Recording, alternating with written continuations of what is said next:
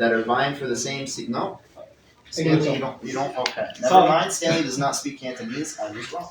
There's Cantonese, Mandarin, Fujianese, a bunch of other. We're doing 43. Well, but We're doing 43. Correct. Well, my point is, 43 is a district that is going to be extremely competitive and also very impactful and important for the greater AAPI community, especially in the 5 boroughs. And so I am proud to have Wei Yi Chan, okay, discussion.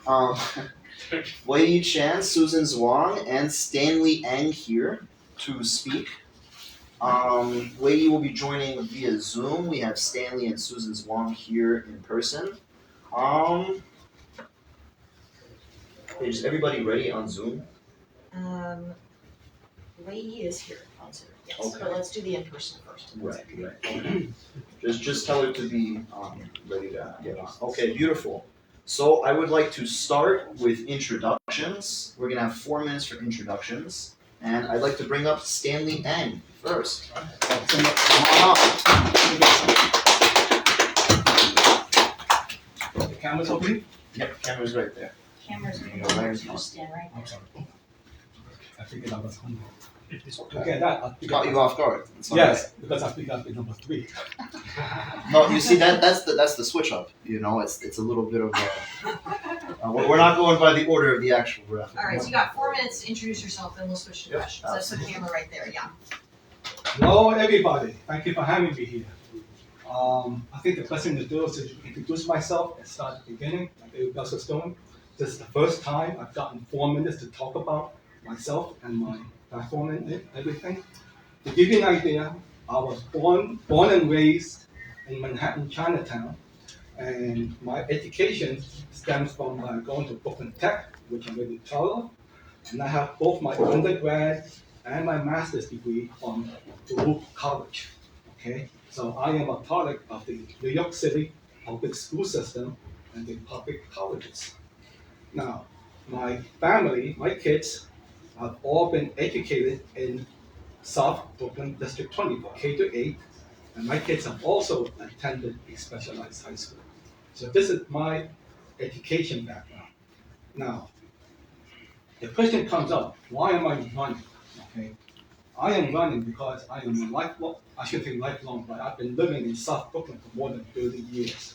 I moved in 1985 and I've been there ever since. I have a house down in Dyker and we've been there a long time. So my family has been there a long time. I am not a product of the political parties. I do not work for any politician. I never worked for one. I am not running for any of the Democratic clubs. I am running on behalf of the community. I am here to appeal to the community. So what's my background? My background is that I've worked for more than 30 years as a computer programmer, and I've learned a lot in that time frame. I've also been very, very active in my community. For example, people ask me, what are your policies that you want to implement? So I want to talk about 3 of them. And this goes according with what I've been doing as an advocate. The first thing is public safety. That's number 1 in my district, in my area. To give you an idea how strong public safety is, we had 4 assembly people in my area, and 3 of the 4 lost their seats, and it was mainly because of public safety. So number 1 for me is public safety. And people ask, what are you going to do about it? The only thing I can say is that I look at the community and I see what's needed out there. And what I've been doing recently, I've been volunteering at a neighborhood watch group over in Sheepshead Bay. I live in Dyker, but I travel more than 20 minutes to go there to volunteer my time. So this is one thing I do when it comes to public safety. Okay. Second thing is education. I was on the CEC for more than 10 years and the Citywide Council for High School. I know and understand education. So the gentleman asked about Bay Ridge and the school system and the testing and everything. I was very much involved with the process when it comes to education.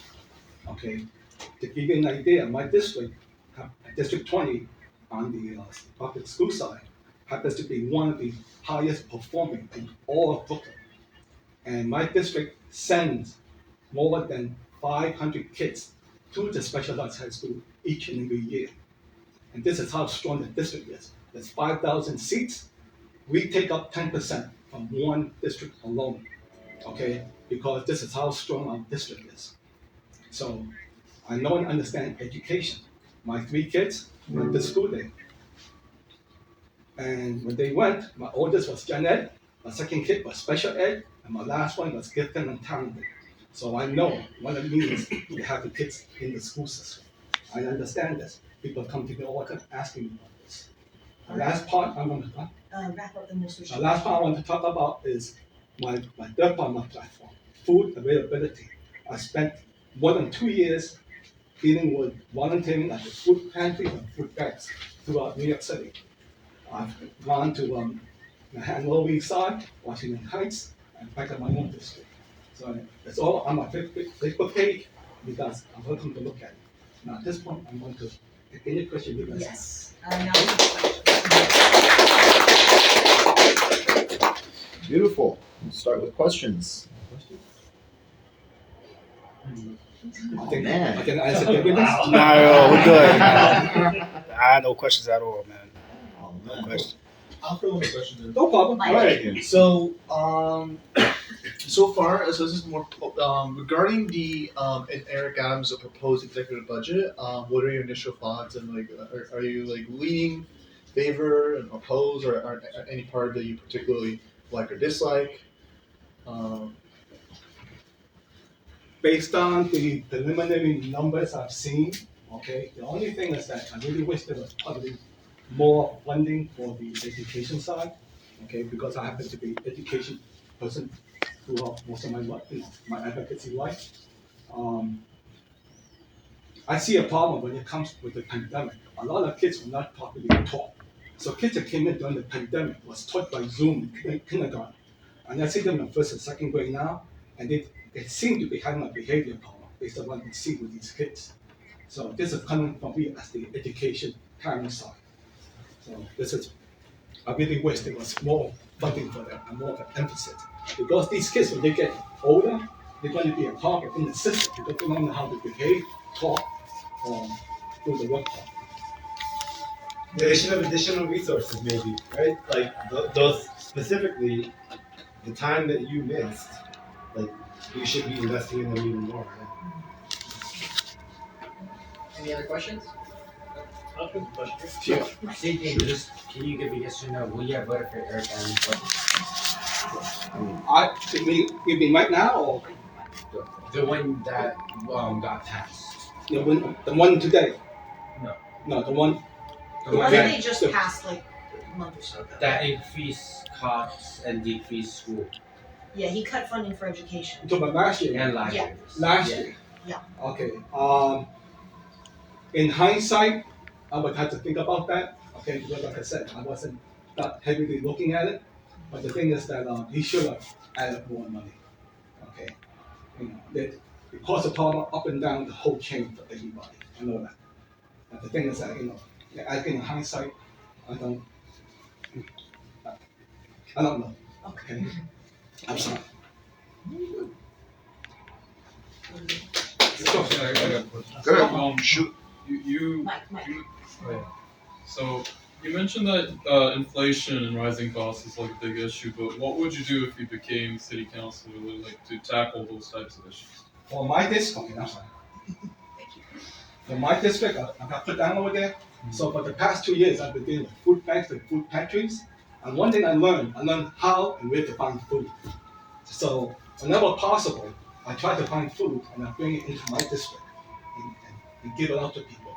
So like, as a matter of fact, today, it's not food related, but today I got 1,000 pounds of dog food.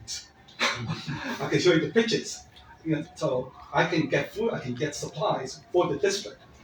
Only problem is that we don't have the manpower and we don't have the direction. So if I was in there, the first thing I would do is set up a food pantry, food bank in my district in order to help people. Because a lot of people need this and they travel very far to get the food. You see the ladies pouring along their carts all the time looking, and they're going from one pantry to another pantry to pick up food. So that's the one thing I would do for my district. to bring in more money outside, to bring in more food for them, for them to save money. People should not have to decide whether they have to pay the rent or pay for food. Okay, it's not fair. Okay, so I spent 2 years doing this already, so I know and understand this. I see it in their eyes. And personally, I stopped doing weekend, Saturday pantries. And the reason why is that it hurts to see little kids online. So, Thank you. Okay. Thank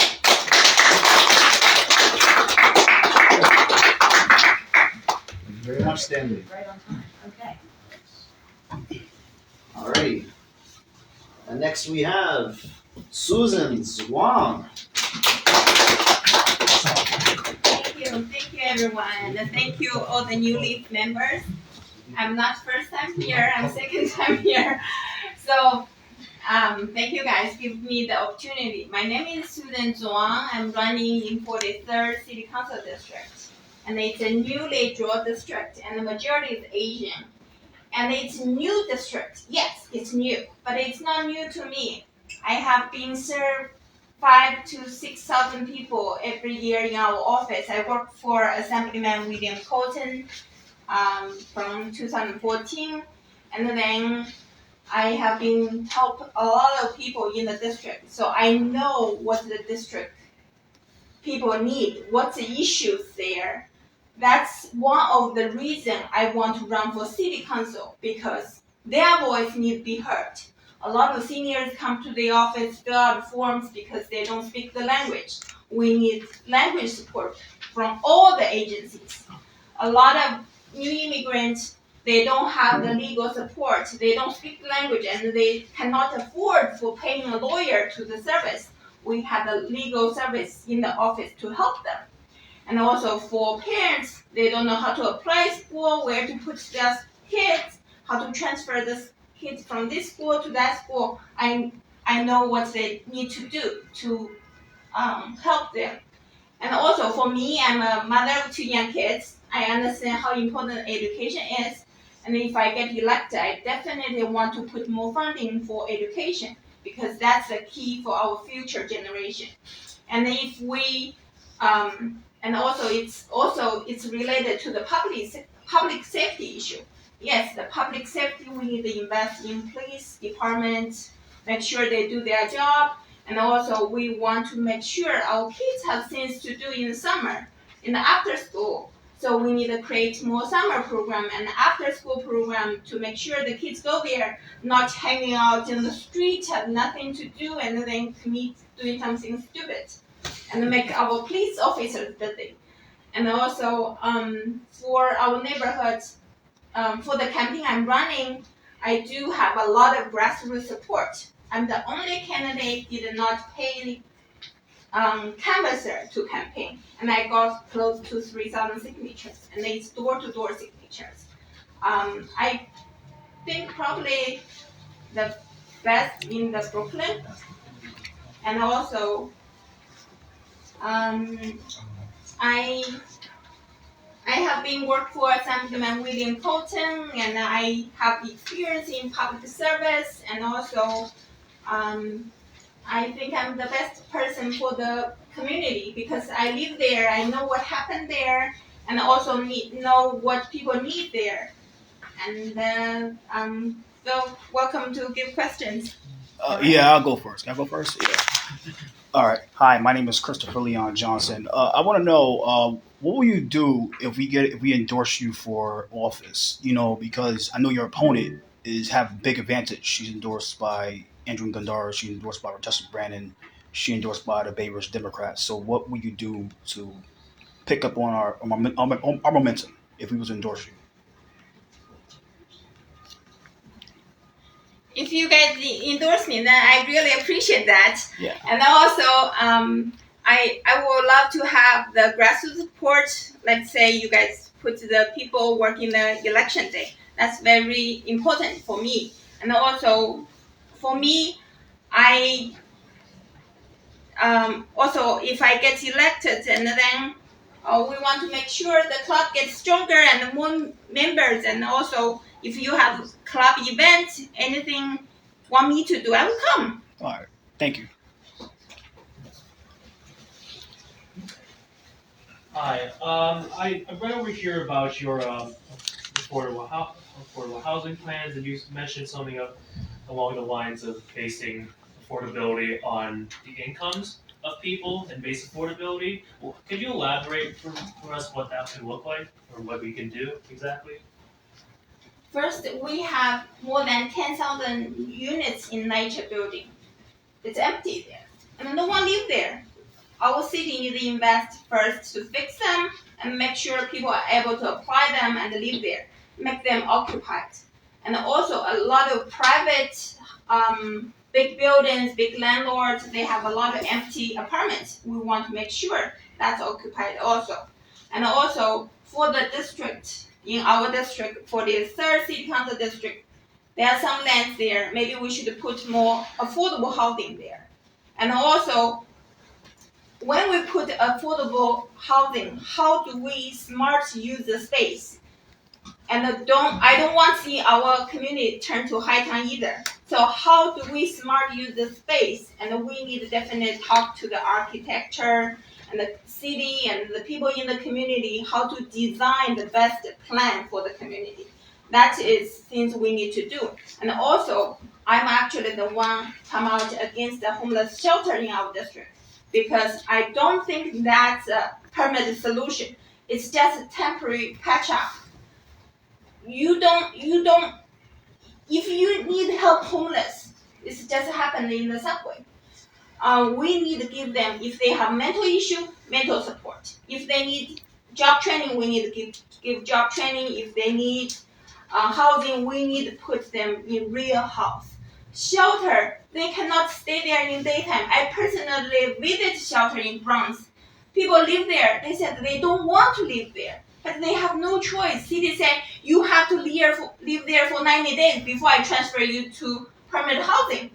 What's this policy? Why this happened? This is not helping homeless people. If they need mental treatment, we need to give them mental treatment. If they need job training, we need to give them that. And also create more jobs is one of my goals to help people create jobs and make sure it's good paying jobs, not those just paying under the table and not reasonable salary either. And also give them permanent housing. And you know how much city paying the homeless shelter for the person stay there? $5,000 a month. That's our taxpayers' money. So we have to stop that. Even you want to build a homeless shelter, you have to build a homeless shelter able to convert for permanent housing. That's what we need to do. Not put here, oh, we have homeless. The only thing we do is put homeless shelter. That's not the solution. That's not helping them. If our city did the right thing, the things happening in subway yesterday shouldn't have happened. We have a question on Zoom. We had a question from somebody on Zoom that was curious. They had heard that you owned an $800,000 house in Indiana, and if you just wanted to talk about that. Yes, I couldn't sell. I want to sell, put it in the market, no one buy. Cool. Any other questions? Yeah, I want to ask something. Yeah, one more question Pass the mic. before we go. Yeah, I want to know, like, how would you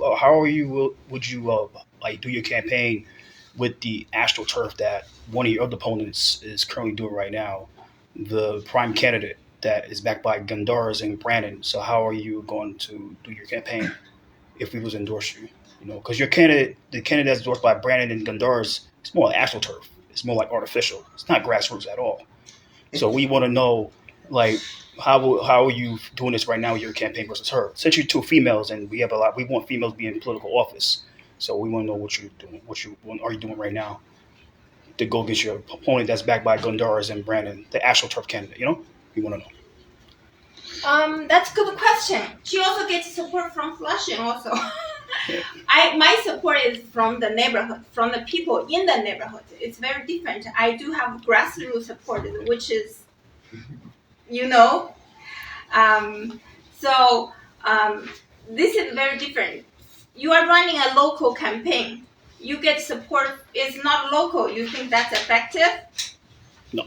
So that's the answer. You already get. All right. Any other questions? All right. You wrap it up. Thank you. Great. Right on time, actually. Perfect timing. All right.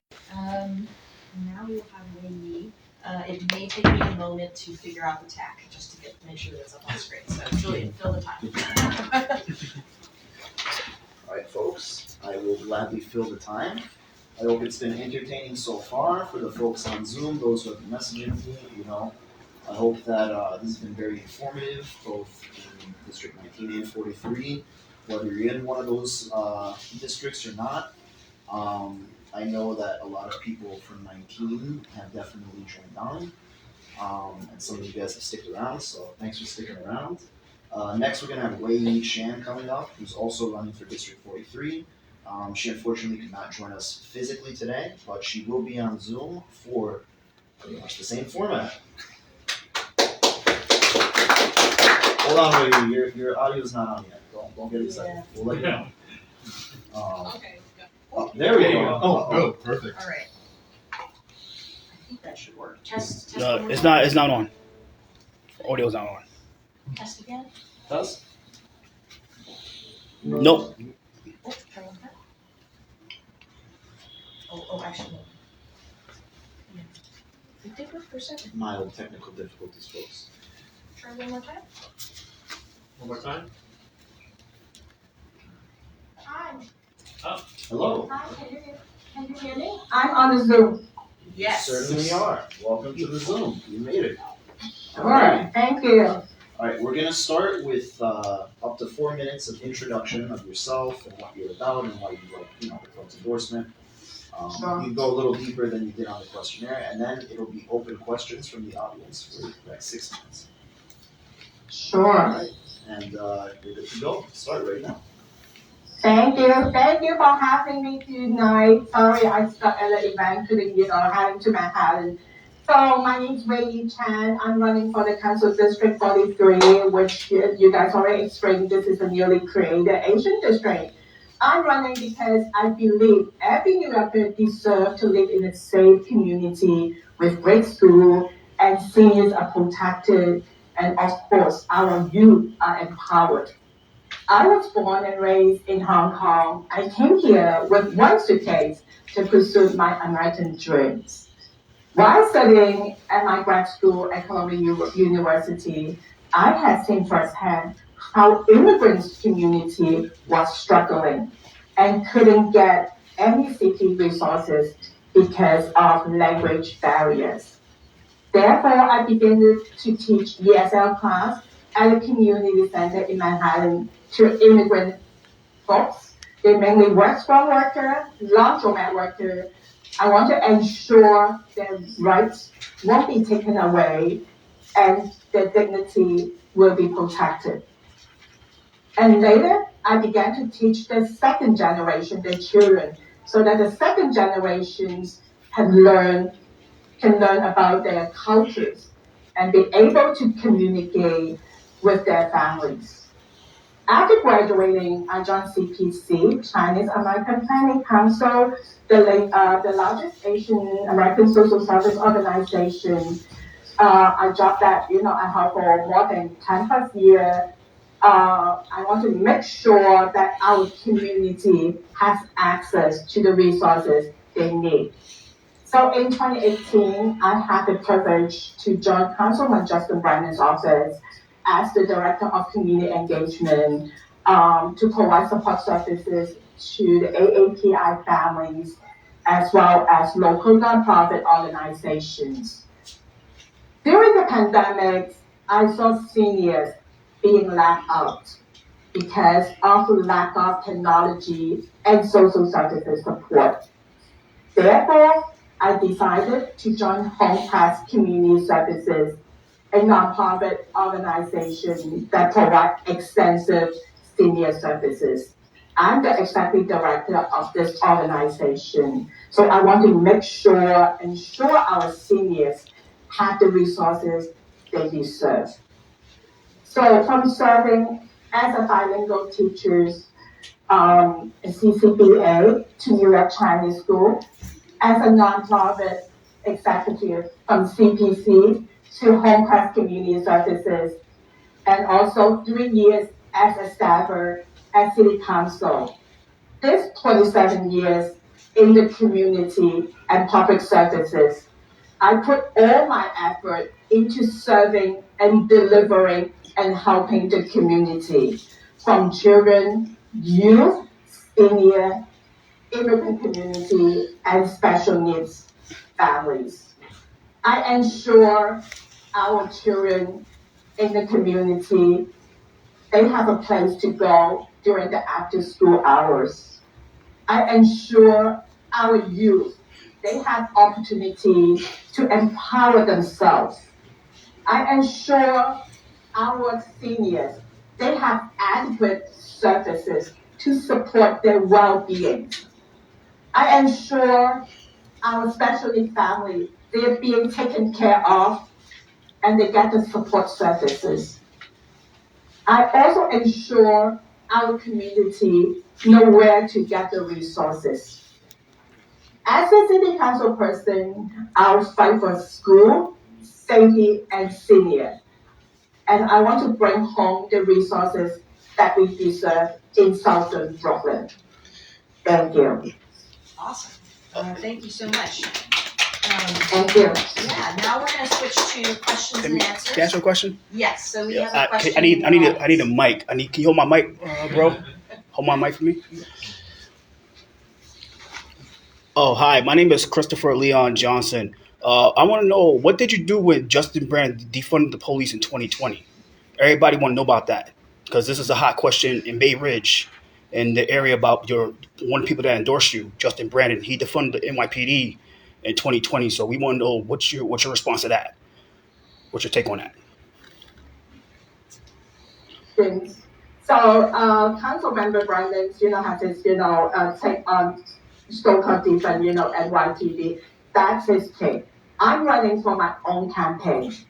I advocate, I plan to fully fund our police. So this is the separations. Oh yeah, and one more thing. I want to know. One more question before we. Can you? Yeah, I can hear you. I can hear you. Yeah. One more question is, we want to know what's up. There's a rumor that you don't live in a district. You live in Queens. Can you address that right now to us here? Because if we want to endorse you, we want to make sure that the candidate actually lives in Brooklyn or lives in the district. So can you address that question right now for us? Sure. Thank you. Thank you for the question. Yes, I don't live in Brooklyn. I live in Queens. But actually, I worked in Brooklyn for my entire years, 20 plus years. I worked there. That's my community. I've taken care of my community. I have been taking care of my community for 20 plus years. I go there early in the morning and leave very late time. And I also have a contract. I'm in a contract in Bensonhurst.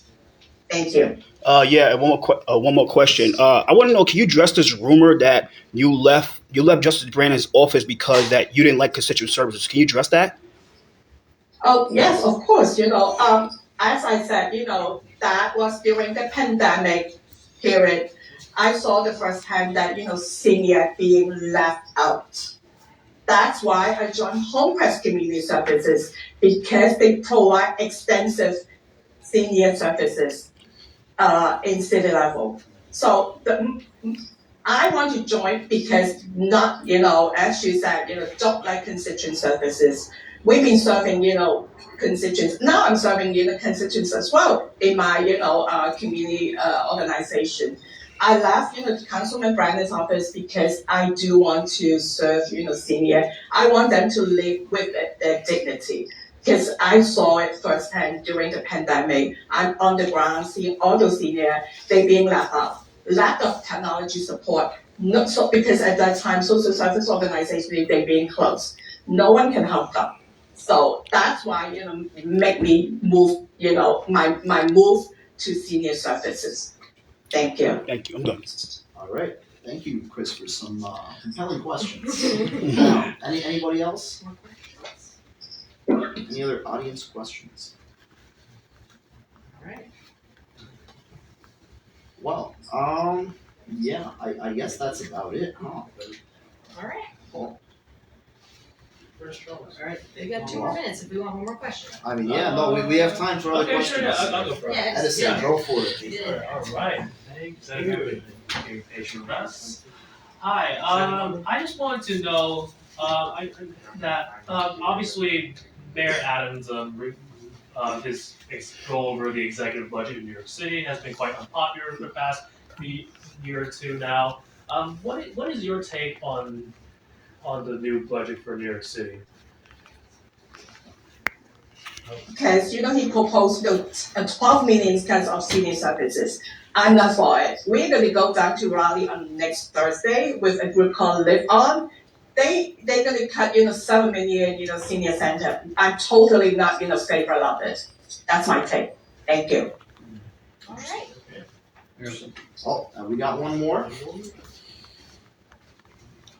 So I'm reading one of your answers on how you're planning on tackling the housing crisis, and you mentioned that you want to legalize ADUs like basements and garage apartments. But how do you convince property owners to change that? Because some of them have restrictions on how much height they have for a basement apartment. Are you planning on bringing some incentives or convincing city council to incentivize property owners to renovate their basements? And to legalize ADU, of course, I want to convince my colleague, my future colleague. I think it's a win-win situation because some of the landlord actually already rent out, but it's not regulated. It's not they have no safety standards. I really want to legalize it and then make sure they match the safety standards. I think it's a win-win situation because everyone is looking for housing, but why not legalize a basement and legalize garage apartment. So why not we can provide more affordable housing in the community? So I will do my best to convince of course this is my colleague. Of course this is a long process, but we're going to do the best we can to get more affordable housing for the community. Thank you. Alright, Alright. that ends the time. And that's time. Thank you, Wei Yi, for your time. Thank you. We really appreciate it. Thank you. Thank you for having me. Really appreciate that. Thank you. Of course. All right, folks. Well, that's the end.